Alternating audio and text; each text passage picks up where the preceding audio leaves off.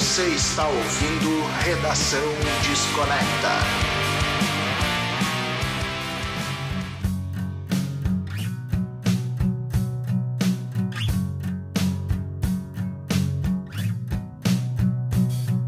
Fala aí, Desconectors, tudo numa boa? Começando mais um Redação Desconecta, todas as terças às 8 horas da manhã no seu streaming de áudio e às 20 horas no YouTube, no canal do Redação Desconecta. Inscreva-se no canal e também lá no nosso Spotify, Apple, todos eles aí, inscreva-se lá, deixa umas estrelinhas lá na Apple, os comentários bacana para nós, não vale xingar, apesar de que às vezes a gente merece, né, Brody?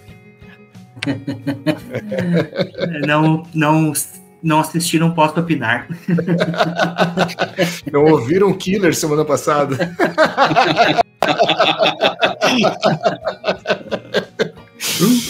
Bom, é isso, né? Começando então mais um Redação Desconecta. E o papo é o seguinte, galera, essa semana a gente vai falar aí sobre os 30 anos de um dos discos aí que movimentaram a cena pós-grunge. Eu tenho também, bobalhão, ó, tenho dois, ó, eu tenho, eu tenho, você não tem. Como é bom ver o Rico viver. Esse eu não tenho, me manda esse maior aí, Marcelo. Esse podcast é bom, pois me mostra um pouco da vida do Rico. Então, galera, estamos falando aí do primeiro álbum do Foo Fighters, né? Após a morte aí do Kurt Cobain, né, cara? E o Dave Grohl ainda digerindo essa perda, acabou se trancando num estúdio em Seattle. Em apenas 6 dias tocou bateria, guitarra, baixo e fez os vocais para criar um álbum que daria vida ao Foo Fighters.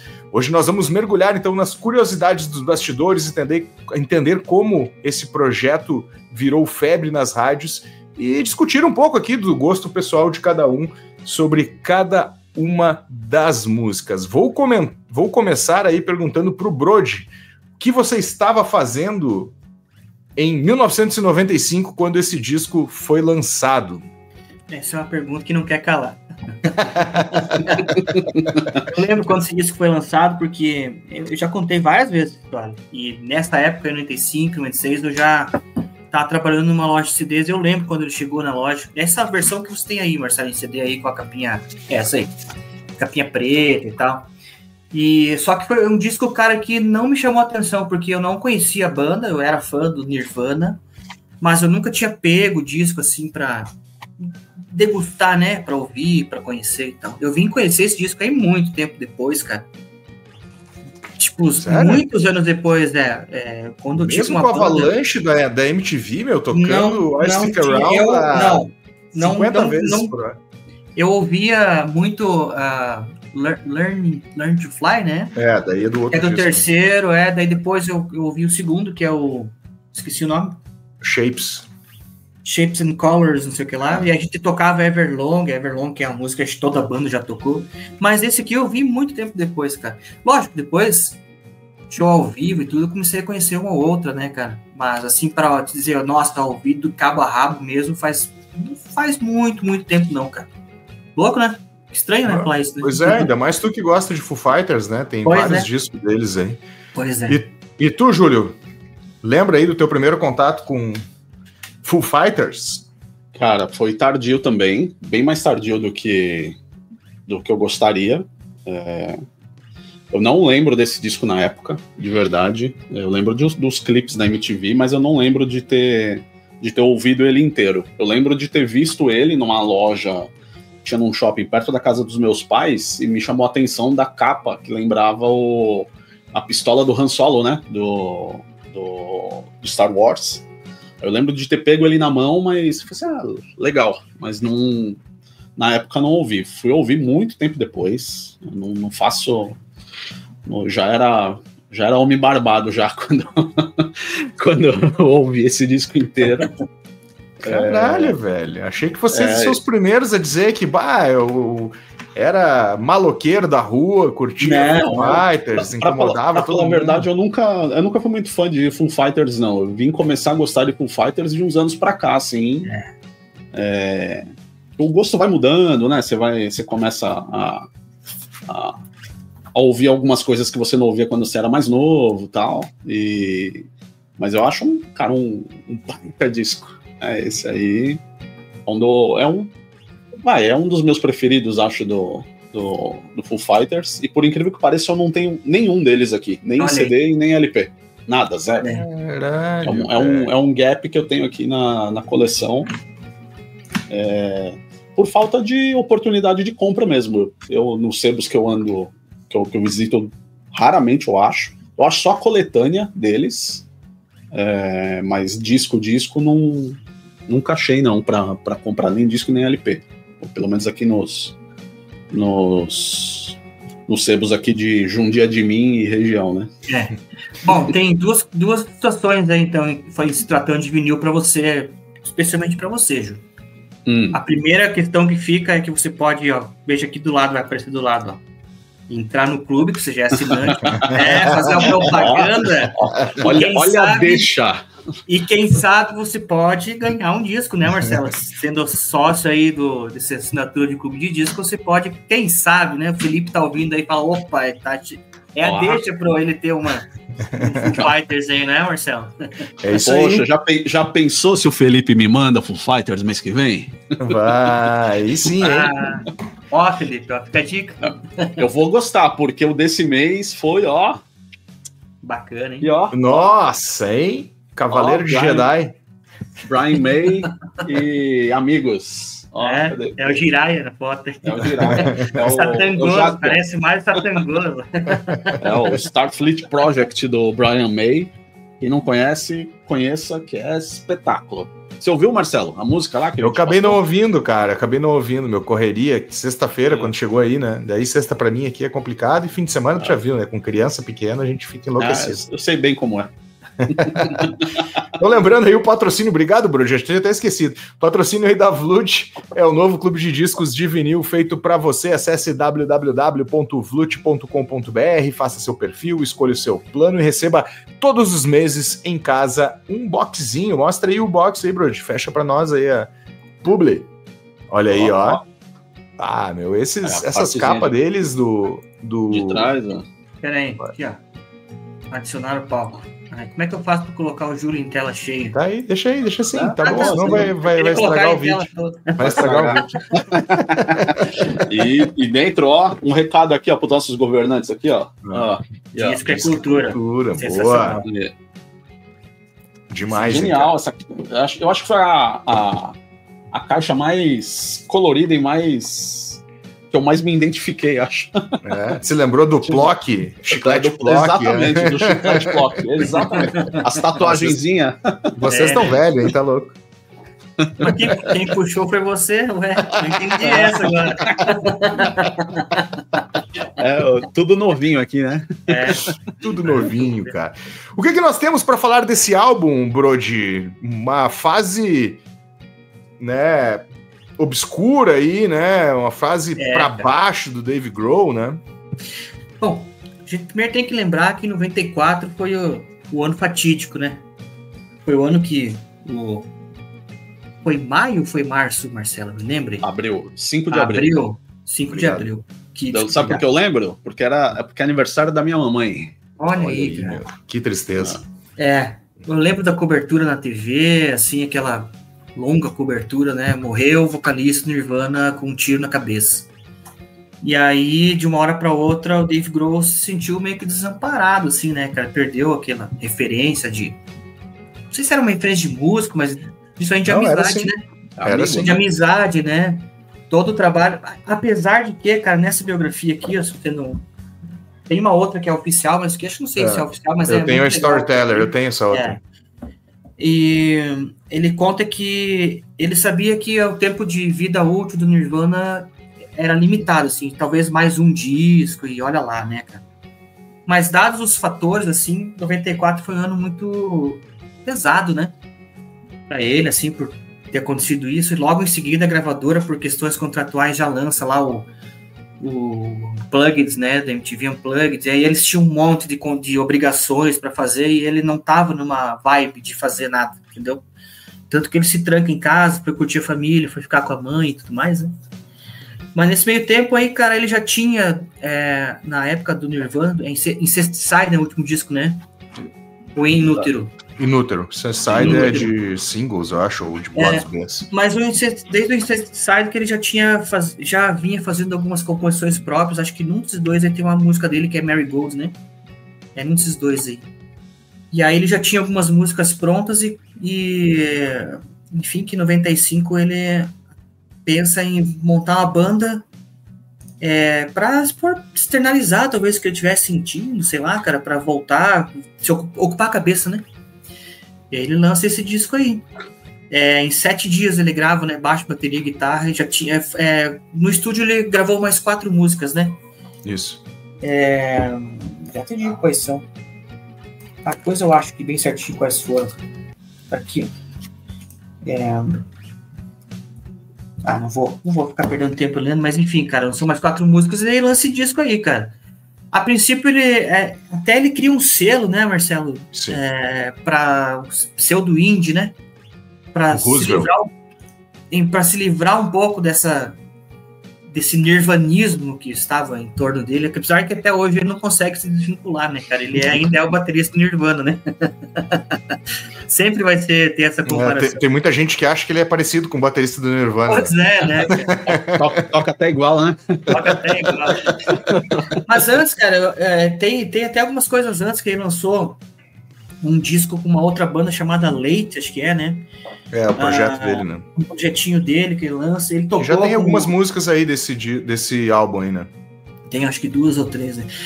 Ele chegou a aparecer no Saturday Night Live com o Tom Petty, né?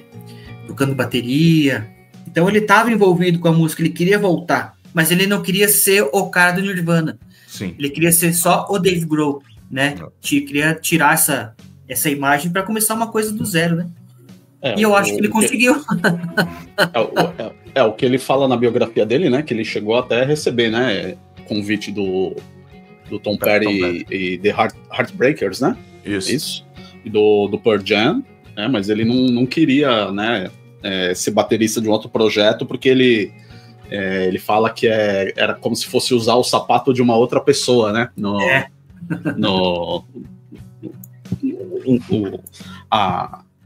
O ditado, né, que ele fala, né, ele não queria, né, e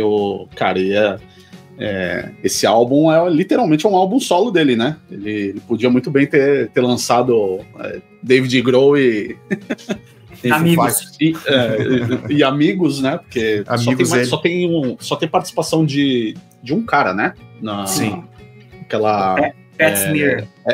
Não. É o Greg Dulli, né? Na Ecstatic, né? Se não me engano, que ele toca. Acho que ele faz back vocals. Acho. Não, ele toca guitarra. Ele é do Afghan Wings. Afghan Wings. Isso, é verdade. Isso mesmo. É verdade. E ele não queria lançar, né? Tá marcadinho aí. E eu não li, putz, merda. E a princípio ele disse que ele não queria lançar, né, esse disco, né, esse álbum, né, ele só distribuiu ali, né, uma cópia para os amigos ali para ver o que achava, e aí começou a loucura nas rádios, né, os caras, puta, né, quem tá tocando, né, nessa banda do David Grohl, né, assim, não, é ele que tá fazendo, ele que fez tudo, né, de cabo a rabo, né. Eu vi um cara uma vez falando que essa foi a maior e a melhor terapia que alguém pode ter feito para tentar esquecer a tragédia de um grande amigo, né? Que massa. E é um puta de um primeiro disco, né? Esse daí o cara entrou com os 2 pés no peito falando no que ele veio, né? Assim, ó, além de eu ser um bom baterista, né, cara, eu sou multi-instrumentista e ainda canto bem, né? Compõe, né? E aqui ele tava maravilhosamente descobrindo a veia de compositor dele, assim. Exatamente. Tava achando o caminho, né? E o Foo Fighters, ele tem uma fórmula. Se você ouvir os discos do Foo Fighters, eles sempre tem uma fórmula, né? Sempre vai ter aquela música feita para pular, o refrão dentro. Música de arena, né? É quase como se fosse um AOR, né, cara? Mais metaleiro, assim. Exato. Então eu acho que isso ele aprendeu com o tempo e com todas as amizades que ele tem, né, cara? O cara MA do Paul McCartney, né, velho? E dizem que ele é um dos caras, assim, mais legais que tem no mundo do meio musical, assim. A mulher dele não acha muito isso, não. Eles acabaram voltando aí, né? Eles voltaram, não voltaram? Deve ter voltado, né? Cadê o Mas, ok? cara, Ok. Essa é ok. Essa demo, cara, antes do lançamento do Foo Fighters, ela parou na mão do Kurt Cobain. Inclusive, tinham 3 músicas e ele tinha gostado muito da faixa Alone Plus Easy Target, que é a faixa 4 desse álbum aí, né? Tinha I Stick Around, se não me engano, This Is a Call, ou Big Me, eu não me lembro qual das duas, e tinha essa aí, o Alone Plus Easy Target. Inclusive o Kurt Cobain queria gravar, né, essa música, né? Ele que disse, cara, melhor não, né? Não só por começar a dividir a composição do Nirvana, que é o que ele não queria, né, cara? Ele sabia a importância do Kurt Cobain e o lugar dele na banda, né? E também, cara, imagina esse rolo depois para desenrolar essas músicas aí, pra ele poder lançar mais adiante em um projeto ou alguma coisa assim, né, cara? Ia queimar cartucho, né? A mulher do Kurt, a Courtney Love, disse que tinha umas tretas com ele também. Então, foi foda, mas... Dizem que tem até uma música, né, nesse... Stick Around, né, que falam que a interpretação dele, né, é uma indireta pra Courtney, né, que tinha uma relação meio louca com ela, né. Pode ser. E esse disco ele já tinha algumas gravados, pelo que eu entendi, ele só dá um tapa ali, né, pelo que eu vi na biografia, faz uns 2 anos que eu li a biografia, ele só dá um tapa nela, e aí adiciona essas 4 músicas aí que o Brody havia comentado, junto com o produtor Barrett Jones, né. Isso nas primeiras gravações, né, cara? Mas o que chama a atenção também, cara, é ele querer esconder, vocês falaram, né, podia ser Dave Grohl e banda, né, mas ele queria esconder o fato dele estar nesta banda justamente para tentar começar do zero mesmo, assim, né, tanto que ele botou o nome de Foo Fighters, que faz uma alusão aí ao UFO, né, a ufologia, tem algumas coisas assim, mas ele também tomou, na época, não um hate, porque não tinha tanto, né, mas ele foi muito pressionado por causa dessa capa, né, lembrando aí que o Kurt Cobain acabou se suicidando com um tiro na cabeça, então, assim, tinha uma alusão muito forte, a galera ficou meio chocada quando ele veio com essa pistola que parece uma torneira dos anos 70, né, cara? Se fosse uma escopeta até a gente podia falar, mas eu acho que mas eu acho que pegou mal, né? É que a galera não entendeu o conceito, né? Porque o conceito, tanto é que o selo, né, o Roosevelt, que foi ele que criou, cara, ele é apaixonado por ufologia. Tu pega no livro dele, na biografia, o Storyteller, ele é um cara que ele colecionava as paradas, assim, né? Ele tinha coleção de várias coisas, então... o Foo Fighters tinha muito dessa influência aí de ufologia, né, cara? O Foo Fighters, né, é o nome militar, né, pra quando é visto, quando tem na Segunda Guerra Mundial, né? Isso, um avistamento de algum OVNI, né? E o nome do selo, né, tem tudo a ver, né? Roosevelt, né? Do caso Roosevelt, né? E o cara... Eu não li essa biografia ainda, eu peguei... Sabe quando você pega só textos soltos aqui e ali? Né? Eu não li essa ainda. Tenho no Kindle, mas não parei ainda pra... Não sentei a bunda na cadeira pra ler ainda. Cara, a biografia é bem massa de ler, fácil de ler. Aliás, biografia é difícil, ter uma biografia difícil de ler, né? Mas é bacana porque eu não sei se ele contratou um ghostwriter ou ele mesmo escreveu em punho, assim, né? Em punho, que eu digo no teclado, né? Não, com caneta, acho que não, né? Mas, cara, ele conta várias coisas foda, assim, né? Primeiro, a imaturidade dele de assumir como líder da banda, né?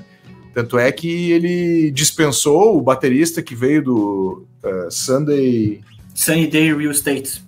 Sunny Day Real Estate, né? Que era o William William Goldsmith. Não, o Nate Maidel era o baixista. Esse é o único cara que tá com ele até hoje, né? Dessa formação, né? O Pat Smear voltou e tal, mas saiu um tempo. E, cara, ele não soube lidar com essa pressão de dizer pro cara, não serve pra banda, tá ligado? Mas o legal é que ele acabou pegando essa banda, primeiro o Pat Smear, pela proximidade que ele tinha dentro do Nirvana, né? Ou depois o próprio William Goldsmith na bateria e o Nate Maidel, porque a Sunny Day Real Estate tinha acabado, né? E ele gostava muito da maneira como eles tocavam. E assim ele acabou formando o Foo Fighters, né? E Pat Smear era ídolo pra ele desde sempre, né, cara? Ele do The Germs, né? do The Ele Germs. tocou no Unplugged, né? Se não me engano, né? Tocou. Mas membro do Nirvana, né? Tipo, o quarto membro. Né? Mas ele era fã do cara desde o tempo do The Germs, que era uma banda de punk rock, eu acho que de Washington, se não me engano, que fez muita fama por lá, né? Assim, naquela região ali, né, cara? Então, ele tinha um vínculo muito forte com a música underground, né, cara? Tanto é que ele veio do Screaming, né? Scream ou Scream, que era uma banda de Scream, né? De hardcore e tal. E, cara, ele se dava com uma galera, assim, né? Então, a própria relação com Kurt Cobain, quando ele sentou na bateria, assim, né? Já tinha ouvido o Scream, né? O Kurt já tinha visto um show, um pedaço de show, nem chegou a ser um show inteiro, mas já se colou no cara ali, né? Substituiu aquele outro que é Yugoslavo, sei lá o que é, porque tem o nome Sloverspisk. Botou o cara, terminou a turnê, já mandou o Yugoslavo embora, que não era Yugoslavo, né? E já colocou o Dave Grohl pra tocar, né, meu? Puta, e esse livro aí é foda, porque conta os perrengues que eles viviam, ele e o Kurt, assim, né, no início, na era pós-Bleach, antes do Nevermind. Devia ser uma loucura total, né? Eu não me lembro se foi o Brody que falou, né, que ele já sabia que tinha data pra acabar o Nirvana, né, por duas razões, né, aliás, por duas razões, basicamente, porque, cara, a situação com a Courtney Love, Kurt Cobain, né, tipo, o Kurt Cobain já viajava sozinho com a Courtney Love, não tinha mais essa interação, e o segundo foi o que infelizmente ocorreu, né, tinha muito futuro, né, ele já vislumbrava isso, né. Depressão, né, cara, depressão é uma coisa doença muito silenciosa e, fora isso, outros problemas de saúde mesmo, né, que o Kurt tinha, que a desculpa era usar para amenizar dores, né? Mas engraçado, né, cara, que praticamente toda banda tem a Yoko Ono que merece, né, cara? Engraçado. Tudo pelo menos essa daí canta melhor do que a Yoko, né? A Courtney Love agora fizeram as pazes, tudo, mas ela teve muita influência em toda esses últimos 2 ou 3 anos aí com o Kurt Cobain, né? Ela teve uma influência muito grande, ele era bem apaixonado por ela, assim, né? Uma chave boa, né? Deve ter, né? Tudo isso. Cara, eu nessa minha edição aqui de vinil, cara, eu fiquei meio broxado quando eu comprei, tá ligado? Óbvio, paguei super barato ali, peguei uma promoção na Amazon, mas ela não tem nada, né, velho? É só a capa e disco. É só a capa e disco. Não tem nem carta? Nem Gatefold, né? Não, não tem nada. E agora, relendo aqui, que eu vi que teve a masterização e mixagem de outros caras aí. O mix foi feito pelo Rothy Rock e Rob Schnapp. Schnapp? Aqui não dá pra ver porque eu sou cego, né, velho? Não é Schnaps, é Schnapp. Eu sei. Não te emociono. Outro cara que ficou muito ligado nessa música, nessas demos aqui do Foo Fighters, foi o Ed Vedder, né, na música Exhausted, que é a última música, que é a mais pesadona, assim, do disco. Assim. Mas por falar em pesadão, como que vocês classificam esse álbum? É um alternativo? É um grunge, sei lá, mais... É que, cara... tardio, grunge, assim, é um punk rock, é um punk, como sim. vocês... Porque eu acho que grunge é um termo muito genérico, tá ligado? Genérico no sentido assim, ó, o Pearl Jam é grunge, mas ele faz um determinado estilo de grunge. Soundgarden é grunge, Alice in Chains é grunge, Stone Temple Pilots é grunge, Mudhoney, tem várias bandas que são desse universo, cada uma tem um estilo diferente, então eu acho que o grunge é um termo muito assim genérico de se falar, entende? Mas eu acho que esse disco aqui beira mais uma coisa um pouco mais alternativa, assim, né, Marcelo? Não tem assim muito... Não é muito grunge. Tem algumas coisas grunge no meio, mas ele é muito mais alternativo, assim, né? Uma guitarra, alguns momentos mais limpa, outros momentos mais noise, assim, né? É difícil fugir da influência do Kurt Cobain, né? Pro Foo Fighters, né? Principalmente o Dave Grohl, né? Cara que viveu junto. E muito das construções, não melódicas, né, mas muitas das construções de música a gente percebe, né, principalmente pela parte mais noise, né, os acordes abertos com distorção, drive, essas coisas assim, né, que era uma característica do Kurt, assim, né. Mas, cara, eu até iniciei o podcast brincando com vocês, né? Porque muito que a gente viu depois da geração do grunge, né? Que a gente costuma chamar de pós-grunge, né? Que é o Silverchair. Sim. Como é que é o nome daquela outra banda também? Creed. Cara, umas outras bandas, assim, né? E eu iniciei o programa brincando, assim. Eu colocaria mais se fosse para fazer uma nomenclatura e tirando uma onda, seria um pós-grunge por causa do tempo, né? Que ele foi lançado, assim, né? Se tu olhar questão de bem período, próximo, né? Mas musicalmente acho que eu tô na linha do Brody, assim, né, cara? É um alternativo, né? É tudo aquilo que foi construído nos anos 80 nessa cena alternativa, né? Que desembocou em Seattle e tal. Então eu ia mais para essa linha, né? Os britânicos falariam que é indie rock. Indie Não rock. deixa de ser. Que o indie rock, né, dos britânicos, que tem essa confusão também, né, do rock alternativo pro indie, né? O que acontece? Na Inglaterra, no final dos anos 70, ali, com o surgimento do pós-punk, eu não me lembro qual é a revista, né? Não sei se foi a New Music Express, criou um chart, né, que é aquelas posições de indie, né, de independentes, né? Não porque o som, né, não que o som fosse um tipo de som, mas sim referindo a uma banda independente, né, que não tinha gravadora, né? E nesse caso não é, né, cara? Porque mesmo que tenha gravado pela Roosevelt aí, eles já tiveram a Capitol, né, de primeira aí, encabeçando esse disco, né? Então, assim, falar que o Dave Grohl era independente só se for porque ele gravou tudo, né? Porque ele foi independente de qualquer um, né? Bota independente nisso, né? O cara gravar um disco inteirinho, né? Ele foi o precursor das gravações da Covid aí, que os caras gravaram tudo uma paulada só, né? Isolation devia ser o nome do disco, né? Pois Isolation.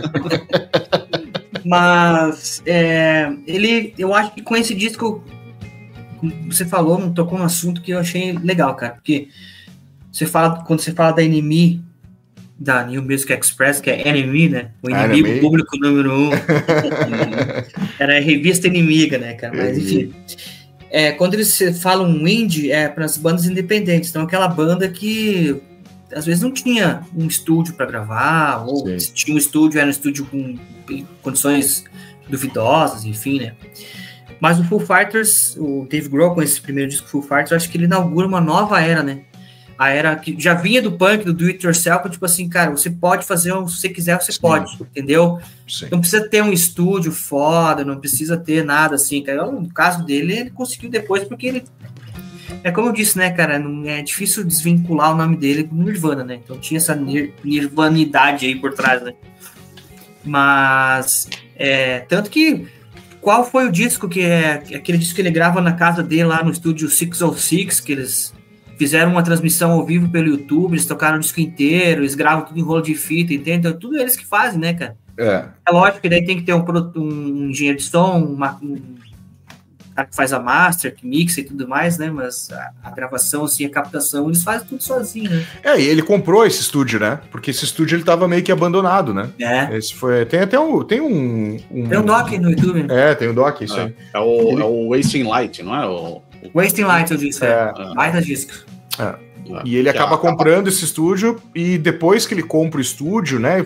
Esse não é o único álbum que ele grava, o Wasting Life não é o único álbum que ele grava sozinho, assim, na casa dele. Depois que ele ganhou a grana que ele ganhou, a primeira coisa que ele fez foi montar estúdio, tanto é que tem um desses... Cara, deve ter uns 4 ou 5 documentários do Foo Fighters contando várias partes, assim. Tem um deles que ele meio que se caga no estúdio dele quando o Bob Mould pinta lá pra gravar, né? Que o Bob Mould era do Sugar, lá, como é que era o nome da outra banda? Que era ídolo dele também. Eu vou procurar aqui, me fugiu. Pois TDA falando alto agora, né? Dederato, quer dizer, né? Husker Du. Husker Du, pensei que era o Hawaii Engineers. Um galetinho, comendo um galetinho, né? Comendo galeto. E, cara, e aparece, né, essas paradas, assim, né, cara? Ele é um cara muito família, apesar dessa treta aí que rolou com a mulher dele. Ele sempre teve a família junto dele em todos os momentos aí, né? Tanto é que, como o Brody falou, né, ele se trancou, foi lá pra casa da mãe dele, e foi de lá que ele começou a montar a banda também, né, assim, pensar nas pessoas que ele foi... E essa cena, totalmente, ele participou, né, cara, com o Scream, né, o Scream era uma banda que vinha dessa cena total aí de rock independente, né, que tinha nos Estados Unidos nos anos 80. Viver em condições precárias, viajar em condições precárias. Nossa, sim, tem outro documentário dele que é o Vivendo na Van, né? E aí Sim, eu ia falar. Esse eu assisti. Eu ia falar, né? E ele, inclusive, ele entrevista até o Rockstars, né? Tipo, o Steven Tyler, né? Steven Tyler falando, me lembro dos anos 70 que nós pegávamos essas porra aqui, se enfiava tudo drogado e louco, atravessava os Estados Unidos dentro dessa porra. Era isso aí, cara, o que tinha. Né? Vivendo o sonho, né, cara? Viveu a aventura.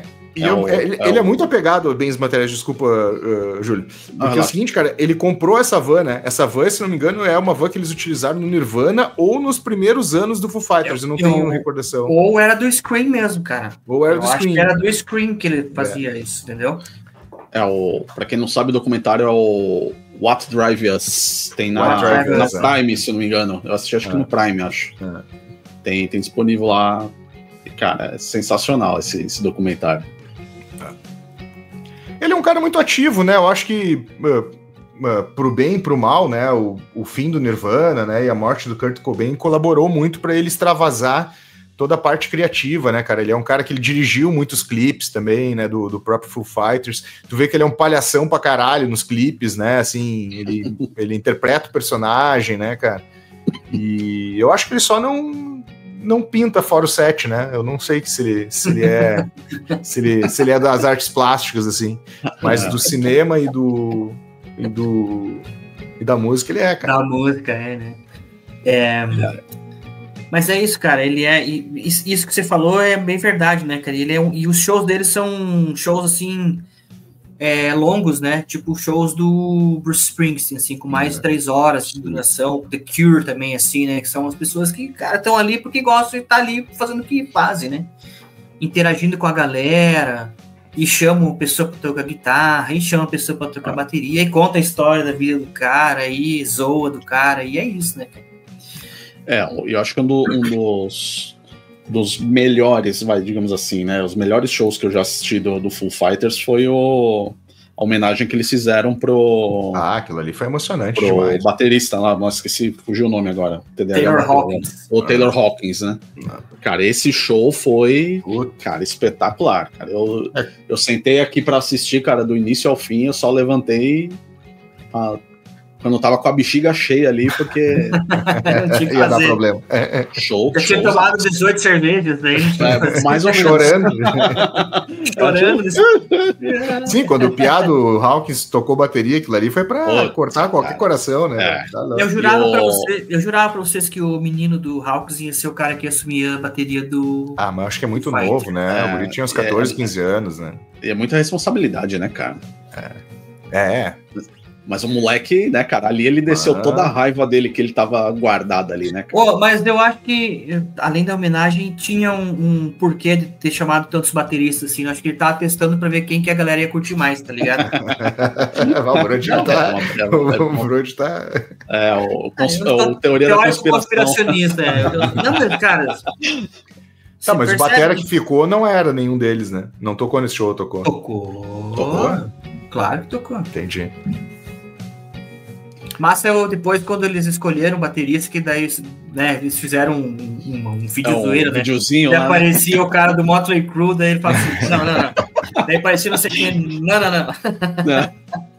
Do baterista do Pearl Jam, né? Ele fala assim, não posso participar agora, cara, tô saindo em turnê com o Pearl Jam. Massa, né? Muito louco. Cara, a primeira vez que eu me deparei com esse disco, eu tava no 2º grau, meu. 95, tinha 15 anos. Naquela época em que até os playboy gostavam de rock. Tinha uns playboy na minha sala que os caras vieram com esse disco. Parei, deixa eu levar pra casa pra gravar uma fitinha. Eu já tinha 18 nessa época, eu já tava fazendo outras coisas. É que tu é velho, né, cara? Eu sou jovem. Não, né? Eu sou jovem há mais tempo. Boa. E cara, esse disco foi muito louco, meu. Esse clipe, né? Ao contrário de vocês, eu fui impactado direto quando saiu na MTV, né? meio rato de MTV naquela época, né? Era a nossa rede social, junto com o rádio, era o que tinha pra gente conhecer coisas novas aí, né? E esse I'll Stick Around ali, meu, pirei muito naquilo ali, né? Já no Big, meu, torci o nariz, né? Porque já era meio metalúrgico naquela época, né, meu? Aí veio com aquela baladinha ali, né? Mas... Metalúrgico foi bom. E aí eu já torci meio o nariz, mas depois, ouvindo com calma, velho, assim, ó, eu sei que tem álbuns maravilhosos do Foo Fighters, mas esse aqui talvez, pela memória afetiva que eu tenho dele, assim, é um dos melhores, se não o melhor, né? Eu gosto muito de noise, sujeira, né? Eu acho que depois ele acabou lapidando propositalmente, né, cara? A gente sabe, né? Show business, o cara foi para um outro patamar de banda, a entrega, né, cara? Os profissionais que ele acaba levando nas costas por causa da banda, né? É uma empresa, né, meu? Mas esse aqui, meu, essa última Exhausted ali que o Ed Vedder gosta, meu, a última música, nossa, é uma noiseira das mais gostosas. Exatíssimo. E qual que é a música que vocês mais gostam do disco? Difícil, hein? É difícil falar isso, cara. A que eu mais gosto, assim, porque eu acho que é a música que, cara, é a essência do Foo Fighters, é a Good Grief, que é a... É boa. Deixa eu ver aqui. Good Grief. É a quinta música no streaming. É a quinta música, é isso mesmo. Bateria. Cara, ela já dá o norte pro próximo disco, Já dá o né? norte pro próximo disco, né? É verdade. Ela que, tipo assim, ó, o Foo Fighters vai vir por aqui, ó. Pra mim, essa música... Pra mim, essa é a favorita do disco. E aí depois vem lógico, né? A Big Me, né? Que acho que é a que mais tem a mais Float também. Float também. Floaty. A Floaty também é uma que dá o norte da banda que viria. Cara, é um disco bom pra caralho, meu. É bom pra caralho. Ó, eu curto pra caralho o Winnie Beanie.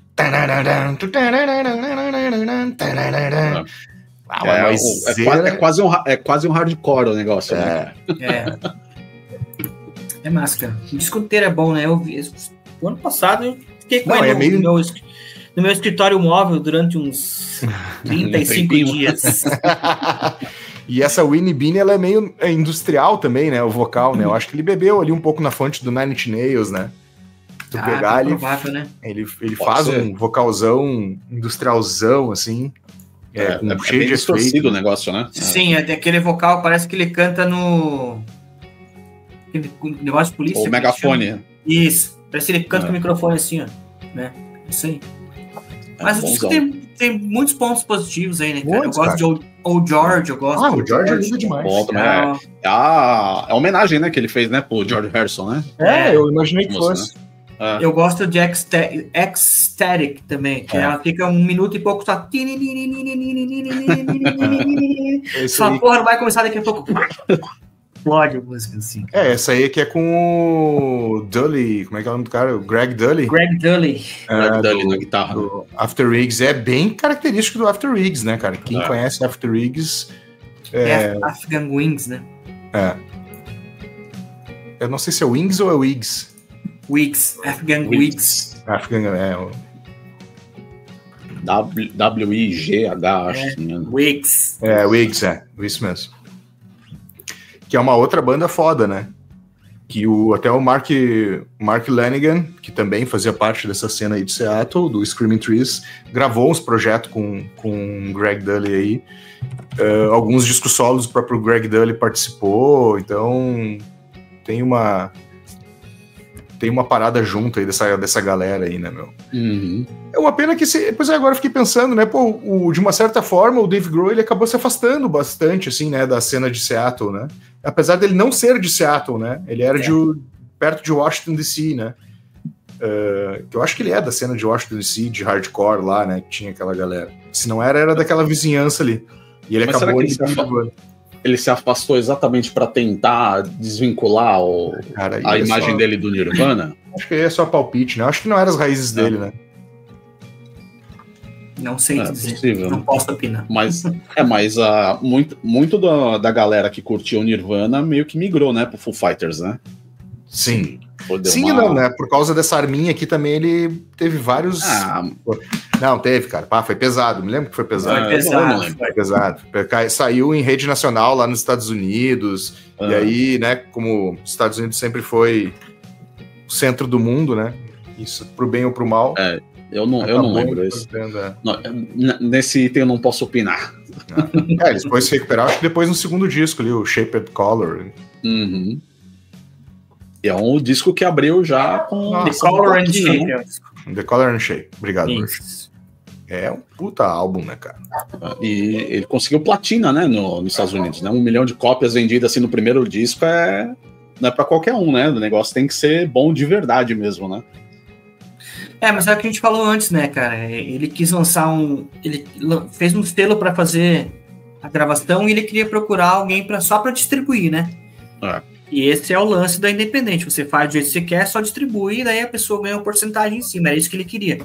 E aí, a partir do momento que a pessoa viu que o Foo Fighters era o Dave Grohl, aí as gravadoras começaram... Opa! O olho ficou desse tamanho assim. Vem cá, né? Vem cá. Vem com o pai, né? Vamos conversar mais pertinho. E convenhamos, né? É uma época boa, né, cara? Na mesma época ali tinha Green Day, Offspring, né? Tem tudo era bom. O Oasis, né? Na Inglaterra, junto com o Blur, né? Tem toda uma... Foi uns anos ali que dificilmente você vai ter uma melhoria. Uma melhoria não. Não. Se você pensar assim, até no Brasil, né? Década, né? Até no Brasil surgiram várias bandas legais aí, né, cara? Vários discos importantíssimos nessa época aí, né? Mas um cenário muito interessante, assim, cara. E é um disco que sobreviveu, né? Agora, uma questão que eu queria ver com vocês, cara. Eu não sei se a capa tá estragada ou não. Vocês conseguem ver aqui, ó? Esse aqui é do disco mesmo? Isso aqui, ó? Não. Acho que não, é do disco, sim. É do disco. Eu achei que era. Vinil também, ó. Eu não tenho, então não posso opinar. Pois é. E o meu CD é japonês, né? Eu comprei uma edição japonesa. Que vem com... Vale 5 dos meus vinis e 4 dos meus CDs, né, cara? Não. Só falta o Obi. O Obi não tem. Faltou o Obi.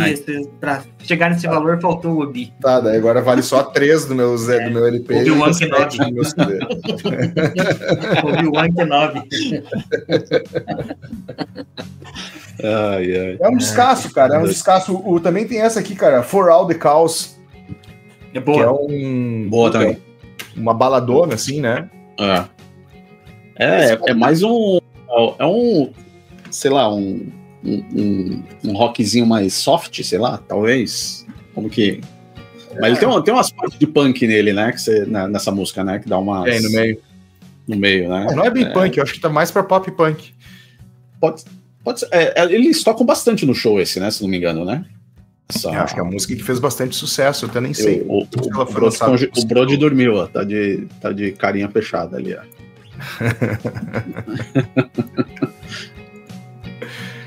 Cara, mas o disco abre com... É que eu tô ouvindo o disco aqui, cara.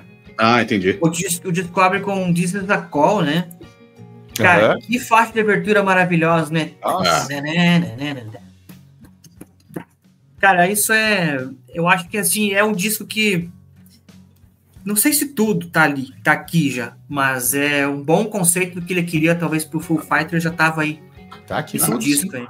Né? Foi a sementinha, né? Literalmente, né, cara? Ele foi evoluindo, né, cara? Ele foi, assim, aprimorando, lapidando, né? E tem o disco do... Qual que é o disco que ele canta? Acho que é o terceiro, que é...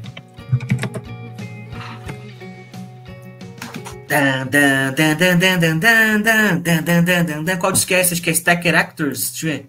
Aí tu me pegou. Gosto muito do One by One. There is Nothing Left to Lose. A faixa que abre.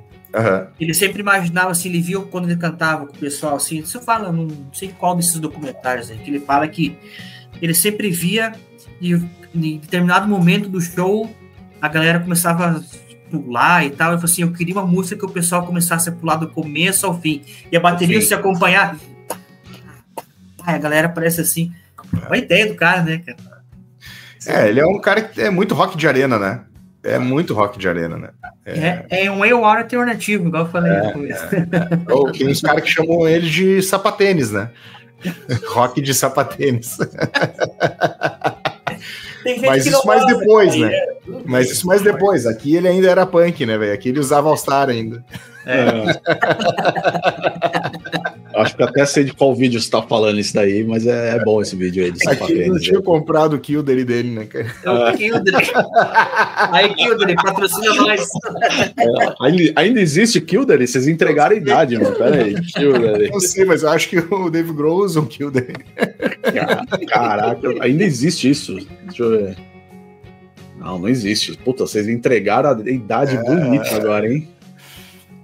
Mas na realidade, aquela gozação daquele vídeo ali, daqueles dois camaradas do interior de São Paulo, que eu me esqueci o nome do canal deles, cara, faz um certo sentido, né? Porque tem uma galera que acabou conhecendo Foo Fighters anos depois, né? Depois que eles já estavam...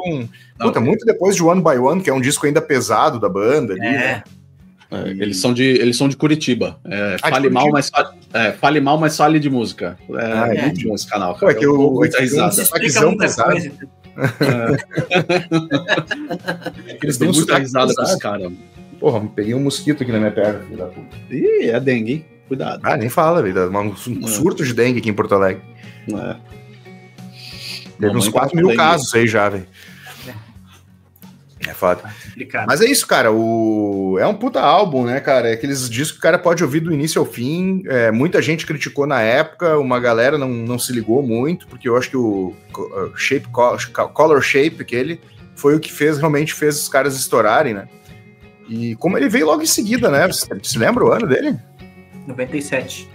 Foi tanto tempo depois, assim? Foi. Ou foi 97? Foi 97, cara. Deixa eu ver. Color and Shape. 97. 97. Certo, isso mesmo. Que eles ficaram 95 e 96, né? Fazendo o turnê desse disco, né? Que esse disco, na realidade, saiu em julho, né? Em 4 de julho, né? De 95. De julho, né? Então jamais pro final da independência. Foi um... ele mesmo fala, né? Que foi uma data marcante exatamente para deixar uma data marcante para deixar marcado. Para não ser inesquecível. Eu até tinha feito aqui um resuminho aqui, cadê? Uma linha do tempo que eu achei num site perdido aí, deixa eu ver se eu acho aqui, peraí. De como foi rápido, né, essa escalada, né, digamos assim, né, do David Grohl de...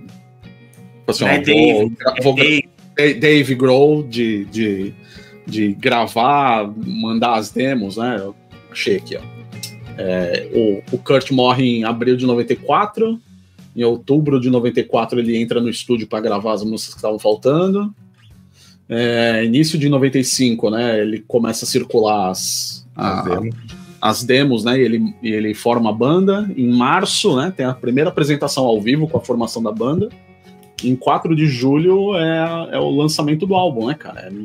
Cara, um pouco menos de um ano aí, literalmente. Os caras começam, cria um puta de um disco, né? Montam uma baita de uma banda, né, cara? E já sai pra estrada aí pra mostrar o que veio, né, cara? Foi muito rápido, né, cara? E o mais louco, cara, é que ele conseguiu o contrato com a Capitol por causa do Gary Gersh, que era eu acho que era, eu não lembro se ele era da Giffen ou era daquela empresa que empresariava o Sonic Youth, né? Porque o Nirvana conseguiu o contrato com a Giffen Records por causa do Sonic Youth, né? Que é a mesma empresa que empresariava o Sonic Youth, né? Os caras do Sonic Youth curtiram pra caralho Nirvana, meteram uma pilha nos caras, os caras levaram, daqui a pouco estavam dentro da Giffen, né? E eu acho que sim, cara. Eu acho que o Gary Gersh era da... Eu não vou ter certeza aqui, cara. Deixa eu ver se eu acho alguma coisa. Gary Gersh. Eu acho que ele era da Giffen, cara. Não, ele era dessa agência que é essa outra agência. Inclusive tem um livro massa desse cara contando os anos que ele teve com Kurt Cobain. Presidente da EAG. Nossa. EAG? EAG. Não, AEG. AEG. AEG. AEG. Show. Na realidade ele era AOR da Giffen antes, nos anos 80, ele era AR, né, que é o Artist Representation, alguma coisa assim, né, Artistic e Repertory, tem uma parada assim, que é esse cargo, e Repertory, é isso aí, da Giffen, e depois, não, então eu me confundi com os caras que eram agentes do Sonic Youth. Então ele era executivo da Giffen, e depois ele foi pra Capitol, e aí, como o Dave Grohl já se dava com ele só entrou de mansinho. Surfou na onda. Esse bobo ele não é, né? E errado também não tá, né? Vai querer viver nos porão de Seattle, aquela neve do caralho, 8 meses no ano, embaixo daquela ponte onde o Kurt Cobain viveu na adolescência. Não, né? Tá doido. Tipo assim. Não, né, cara? Fez muito certo, né, cara? Fez muito certo, porque potencial incrível, né? Ele tinha, né, meu? E a história dele não ter aceito o Tom Petty é muito incrível, né, cara? Ele podia ter sido baterista dos caras. Ele tocou naquele como é que é o Saturday Night Live? Saturday Night Live.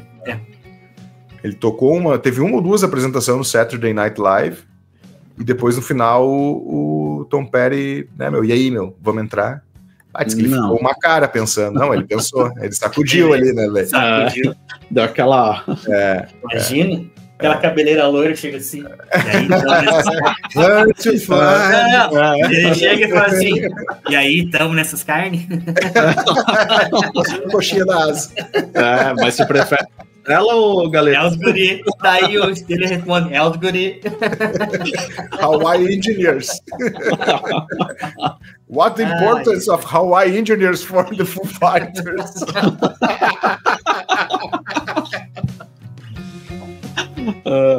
The influence. The influence. Ai, cara. O mais engraçado de tudo é que o único cara, assim, tipo... claro, o Pat Smear, ele saiu do Foo Fighters, depois ele volta, né? Não lembro qual disco que foi. Mas o único cara que, tipo, tá desde o começo, assim, junto com o Dave Grohl, como se fosse o braço direito, o cara, assim, é o Nate Mendel, né? Que é o baixista. Tá desde o começo, né, cara? O cara sempre teve ali, né?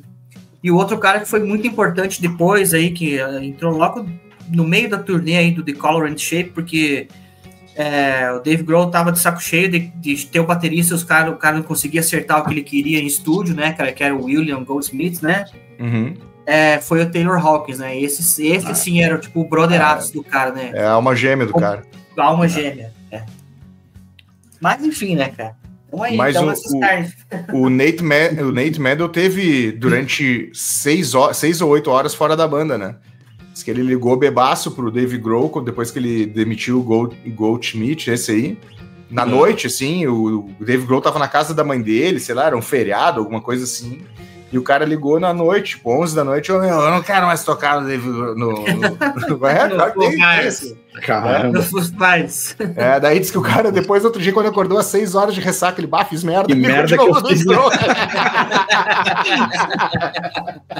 Arrepiou o pelo, né? Imagina. Olha aí. O cara ligando, então, eu tive um sonho aqui, eu liguei pra você por um acaso ontem à noite. Mais ou menos isso. Nunca mais bebeu depois desse dia, né? Mas é que ele era muito parceiro do Goldschmidt, né? Eles montaram o Real Estate, Sunny Day Real Estate. Era uma banda de adolescentes, né, cara? Os caras eram tudo brotheraço, né? Inclusive a banda voltou sem ele, né? Sem o Nate Mendel, né? Teve um revival agora dos 20 ou 30 anos daquele primeiro álbum do Sunny Day Real Estate, que eu me esqueci o nome, que eu acho que é auto-intitulado. E o Taylor Hawkins, né, cara, quando entrou na banda... Mudou, né?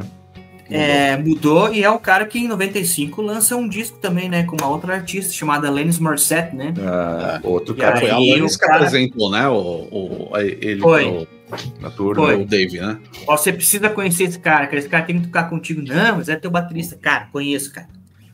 Prosei com ele aí. Pronto. Só vai. Se ele saísse do Foo Fighters, ele ia montar uma banda, até que ele tem os projetos solo, né? Mas é um cara que compunha também, era o Dave Grohl, entendeu? Tipo assim, é o cara que produzia, compunha, fazia várias paradas. Também. Canta pra caralho, cantava pra caralho. Convenhamos, né? Uma banda que tinha 2 bateristas incríveis, né, cara? Então, quando... Tem vários shows do Foo Fighters, os dois tocando... O primeiro show que eles fizeram no Brasil, no Rock in Rio 2000 e... Isso foi 2001, foi 2000 e... Que ano que foi? Quando o Foo Fighters veio a primeira vez. Não foi 2001. 2001 veio o R.E.M., Neil Young e Guns N' Roses.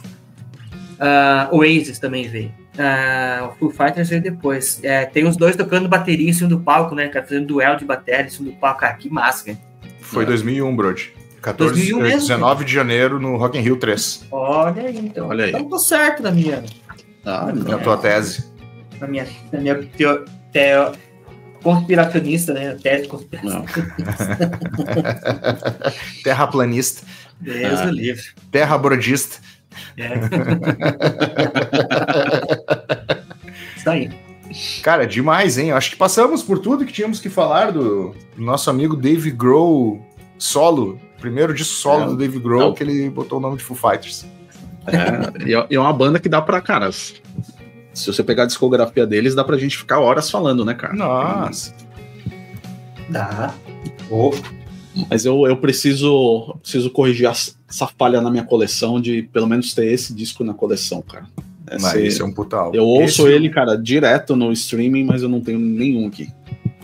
Eu me peguei muito também no One by One, aquele. Bom. Que é um pesão também, mas é um pesão menos sujo, né? É um peso mais lapidado, né? Isso aí. Mas é um pesão. Bom também. Isso aí. Fechamos então, Brody. Põe um patrocínio aí pra nós. Lembrando aí, a força por aqui, Velute, o novo clube de discos de vinil feito para você. Acesse www.velute.com.br. Acesse faça seu perfil, escolha o seu plano e receba todos os meses aí uma caixa, uma experiência Velute aí, caixinha, gift, disco, direto na sua casa aí, né, cara? E o legal é que você faz o perfil. Me lembrei de uma coisa, abre aqui a tela para nós, Blood. A Velute agora está, né, a galera tem 2 formas de fazer o perfil, através da integração com o Spotify ou fazer manualmente, mas agora eles criaram mais uma maneira, que é através do Discogs, né? Então acho que ficou mais fácil ainda. Discos que você tem, você faz a integração lá, tem um botãozinho lá, integre aqui, e ele faz a integração para você aí com o Discogs, mais uma facilidade aí da Velute para quem for assinar. Fechamos, gurizes? Gurizes. Por final, eu só quero falar que mês que vem eu tenho quase certeza que o Marcelo vai receber o primeiro disco do Foo Fighters aí no pacotinho da Velute, tá bom? Eu acho que vai ser, hein, Júlio? Será? Pô, cara, você tem que acreditar, tô fazendo mó propaganda pro cara de fazer isso, você não acredita, tá louco, cara. Porra, que aí, é Felipe, isso, mano? Aí, Felipe, fica a dica, hein? Ó a pressão, né? Sente a pressão. E vale a pena, Veio também, esse mês, esqueci de mostrar, veio uma palhetinha. Peraí, se você não quiser, me dê eles, que eu toco com meus shows do Jardim Elétrico. Paul McCartney. Aqui, ó. E do outro lado, ó. Hello, John. George. Psicodelia aí, meu. Tomou um docinho. Coelhinho psicodélico aqui. Cadê? Hello, John. It's George. Não tá dando foco. Cadê? Aqui a foto. Não, dá. Já deu. Não mexe, não respira. Aí, ó. Olha aí, hein. Segurando um disquinho ainda, hein. E veio um chocolatinho. Eu tô numa frescurada esse mês. Essa turma da Velute não é fácil, né, meu? Não é fácil. Eles podiam mandar o café de novo, porque café tá caro pra comprar. Aí tem assinatura de café, né? Já falei pro Felipe, faz um combo de clube de café e clube do disco que ele vai vender o dobro. E ovo, né? E ovo. Fechamos então, gurizada. Até semana que vem. Forte abraço, até mais.